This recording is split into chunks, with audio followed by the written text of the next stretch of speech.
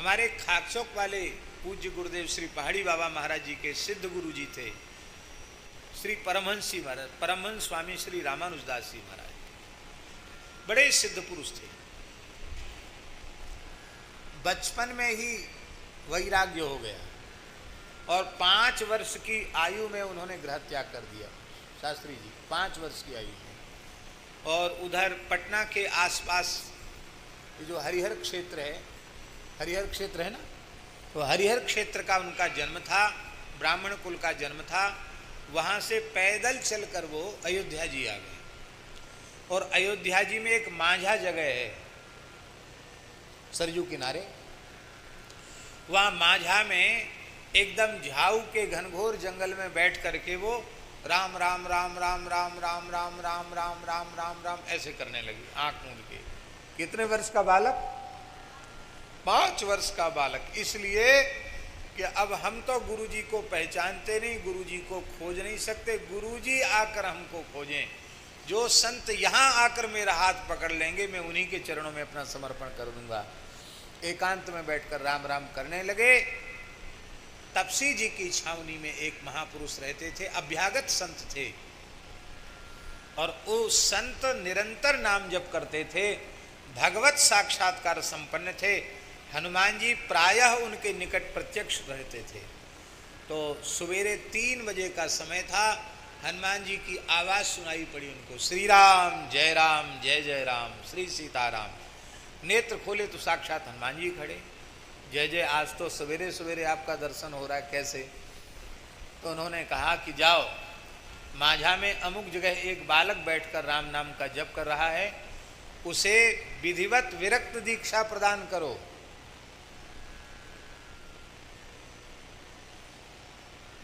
तो उन्होंने हाथ जोड़कर कहा कि हम तो अभ्यागत साधु हैं, हम कोई महंत स्थानधारी नहीं हैं और हम तो किसी को चेला बनाते नहीं।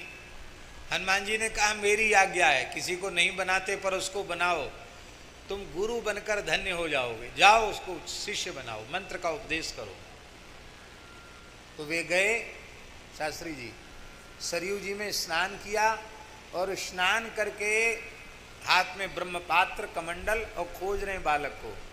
देखा तो एक बालक बैठ करके झाड़ी में राम राम राम राम राम राम। आपने आवाज़ दी और बालक का हाथ पकड़ा, बालक ने चरणों में प्रणाम किया, बोले स्नान करो सरयू जी में। सरयू जी ने निकट ही सरयू जी में स्नान कराया। स्नान करके अलग से कहीं से कोई वहाँ नहीं था चंदन वगैरह, वहीं से जो है सरयू जी की रज लेकर के मस्तक पर ऊर्ध्वपुंड लगा दिया और अपने जटा में से एक तुलसी का हीरा निकाल के और उसी को धागे में पिरो करके गले में हीरा बांध दिया। बोले जाओ, हो गई दीक्षा, हो गई। परम सिद्ध पुरुष थे परमहंस स्वामी श्री रामानुज। जीवन की विचित्र विचित्र घटनाएं। कहने का आशय ये है कि आप साधन करो, सत्संग करो, सद्गुरु की प्राप्ति भगवान के अनुग्रह से आपको सहज हो जाएगी। बस आपका अपना विवेक अवश्य होना चाहिए, और वह विवेक बिनु सत्संग विवेक न होई, राम कृपा बिन सुलभ न सोई। तो राम जी वेद गुरु वाक्य सुविश्वास श्रद्धा, वेद और गुरु वचनों में विश्वास, इसी का नाम है श्रद्धा।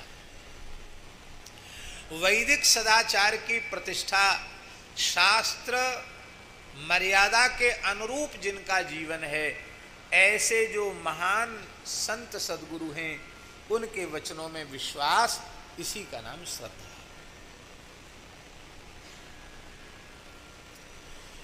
आपके हृदय में श्रद्धा नहीं है तो आप कुछ भी सत्कर्म करेंगे वह व्यर्थ हो जाएगा। गीता जी में भगवान ने कहा, अश्रद्धया हुतम दत्तम तपस्तप्तम कृतम च यत् असदित्युच्यते पार्थ न च तत्प्रेत्य नो इह। अश्रद्धया हुतम, हुतम माने हवन किया गया, दान किया गया, तप किया गया, जो कुछ भी साधन श्रद्धा शून्य होकर किया जाएगा, न उसका कोई फल यहाँ मिलेगा, न मरने के बाद उसका कोई फल मिलेगा। तो भगवती पार्वती जगदम्बा श्रद्धा का स्वरूप हैं, और ऐसे पूर्ण वैदिक सदाचार संपन्न गुरु हैं नारद जी। भगवत रसिक देव जी महाराज ने जहाँ आदर्श परिवार का वर्णन किया है, वहाँ उन्होंने कहा गुरु नारद सो मिले अकिंचन पर उपकारी। गुरु मिले तो देवर्षि नारद जी के जैसा गुरु मिले। पार्वती जी को नारद जी के जैसा गुरु मिल गया, और नारद जी के उपदेश से पार्वती जी भजन में लग गई। और शंकर जी स्वयं ही परीक्षा लेने के लिए शिव पुराण के अनुसार ब्राह्मण के रूप में आते हैं, ब्रह्मचारी के रूप में आते हैं, लेकिन पार्वती जी अपने गुरु वचनों से डिगी नहीं। और सप्तर्षियों ने भी प्रयास किया, पर सप्तर्षि भी पराजित हो गए, क्योंकि भगवती पार्वती जी ने कह दिया, क्या कहा, तजऊ न नारद कर उपदेश, तजऊ न नारद कर उपदेश, आप कहें सतबार महेश, आप कहें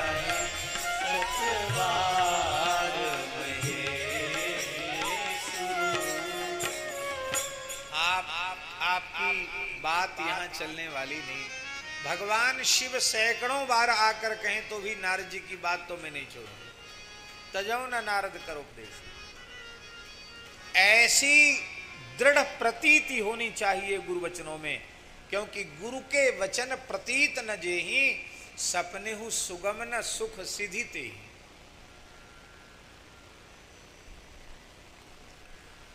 श्रद्धा का एक लक्षण और है, वो लक्षण ये है कि जब आपकी वस्तुतः श्रद्धा होगी किसी भी जगह, कहीं भी आपकी, जहां भी आपकी श्रद्धा है, तो श्रद्धेय में दोष नहीं दिखाई पड़ेगा। लक्षण क्या है? आप कहें कि हमारी श्रद्धा है और श्रद्धा के साथ आप दोष दर्शन भी कर रहे हैं, तो आप भूल जाइए कि हमारे भीतर श्रद्धा है। आप यह समझिए कि सच्ची बात यह है कि हमारे भीतर अभी श्रद्धा उत्पन्न हुई ही नहीं। श्रद्धेय में दोष नहीं दिखेगा, ये श्रद्धा का लक्षण है।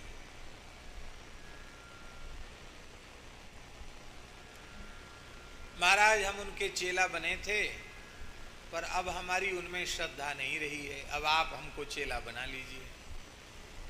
तो उस व्यक्ति से ये पूछना चाहिए कि जब उनमें श्रद्धा नहीं रही तो इसकी क्या गारंटी है कि तुम अब हमको गुरु बनाना चाहे तो हमारे में भी तुम्हारी श्रद्धा रही आवेगी? इसकी क्या गारंटी है? कोई श्रद्धा है ही नहीं तुम्हारे भीतर तो कहीं भी नहीं रहेगी।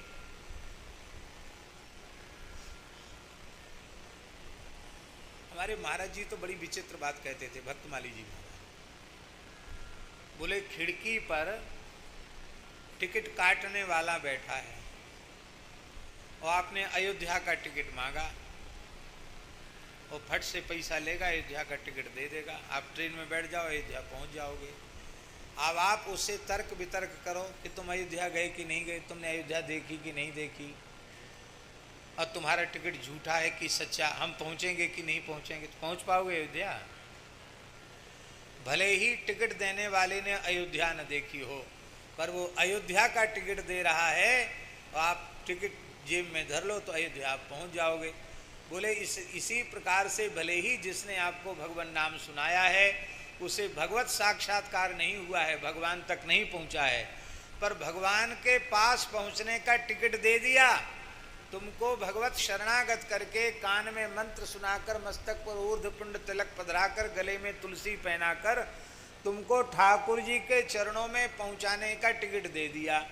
अब उस टिकट पर श्रद्धा करके उनके बताए हुए मार्ग पर चलोगे, ट्रेन में बैठ के चढ़ जाओगे ट्रेन में, तो अयोध्या पहुंच जाओगे, नहीं तो धरे रह जाओगे वहीं के वहीं।